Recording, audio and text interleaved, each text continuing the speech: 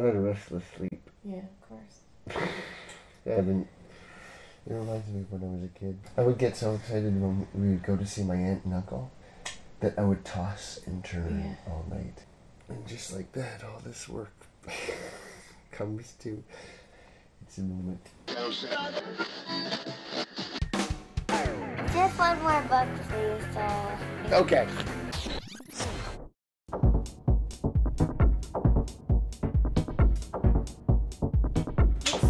Where are my shoes gone? I just put them in the trunk. Oh, did you need those first?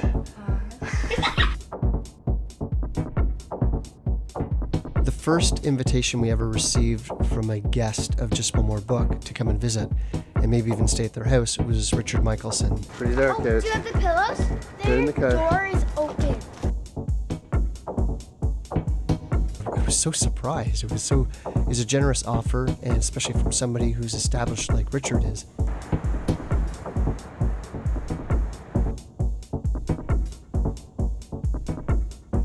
It was after Lane Smith had extended the invitation to us at the end of summer of 2008 that I started to think, oh, these people are all kind of clustered in the same area. Wouldn't it be cool to do a road trip? So I think I had this idea buzzing around in my head that we would do a family holiday in the spring of 2009. Which one are we watching first? And on August 27th, there was something about that day that a switch flipped, and I decided, okay, we're going to do this thing. Don't step in the middle, don't step in the middle. At that point, I think I remember, oh, Richard had invited us and he talked about a children's illustration show. Why don't we check it out and see if it's happening? And it turns out it was happening in November.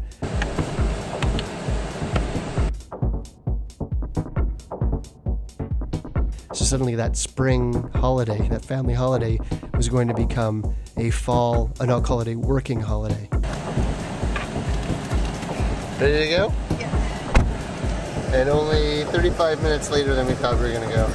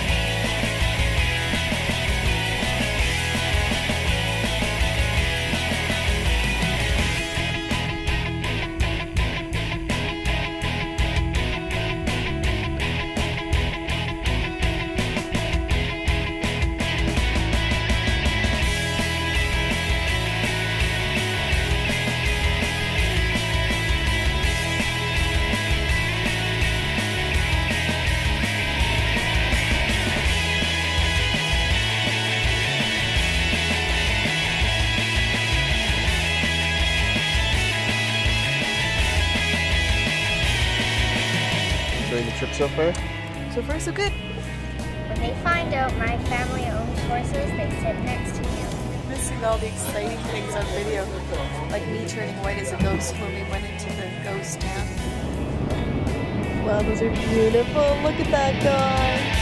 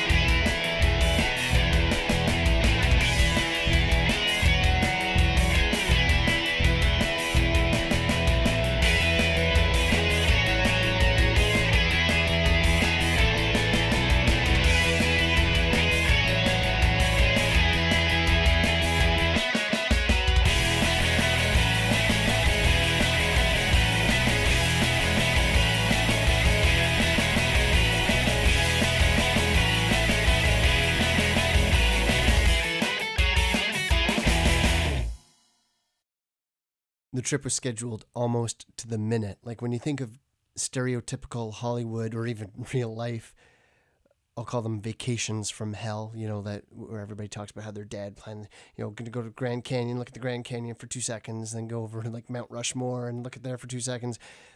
This was almost that bad, like, and it in a good way. I don't want to make it sound like it wasn't fun.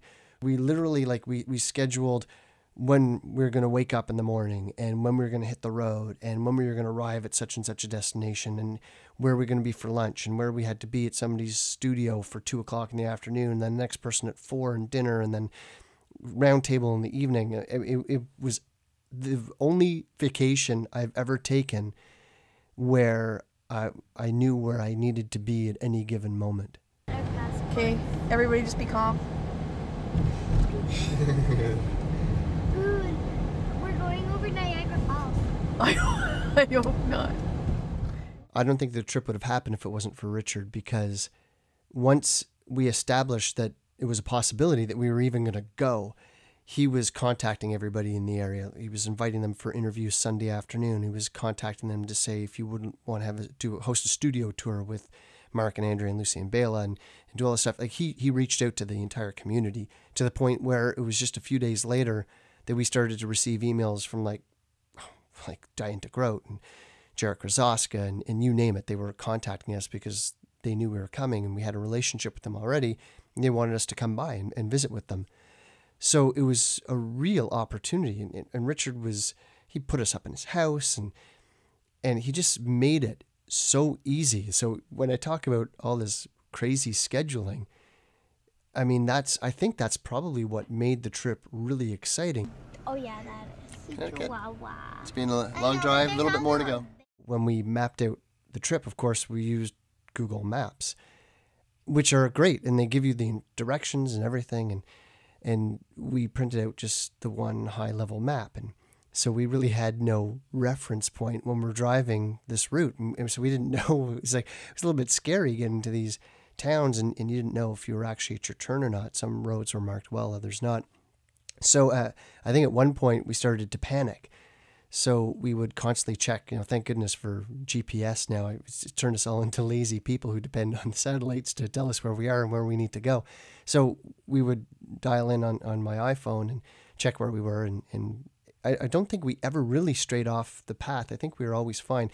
We did have a detour. We went up to Albany for lunch and we got amazingly lost and ended up in what really appeared to be a rough end of town. But eventually we made our way back. And then finding the highway again, that was a bit stressful. But if we stuck to the map, it was only when we veered off the map and kind of depended on our own sense of direction that we got lost. If I make one bad move, the whole car goes over the side. It's the cookie! Okay, next time, just let them watch a movie, okay? It was a lot of anticipation driving down. It was this excitement of all this planning finally coming together. It started really early in the morning too. It was I think we got up at 5 in the morning. It was insanity. And of course you don't sleep well, right? Because you're excited. So we knew that we had 8 hours ahead of us when we woke up, before we hit the road, before we got to our first destination, which was Lane and Molly's place. So it was excitement, and the conversation really centered around, oh, what are you looking forward to? And then, even an hour later, the same question would come up. And we didn't know what to expect. We knew it was going to be exciting. We knew it was going to be fun.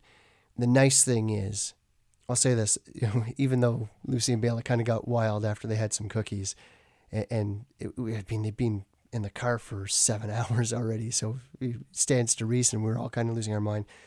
It was a gorgeous drive. The weather was crazy at the beginning, but it really settled down.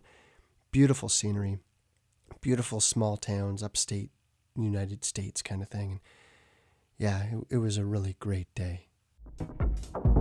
So what was the initial spark that made you guys want to start doing this?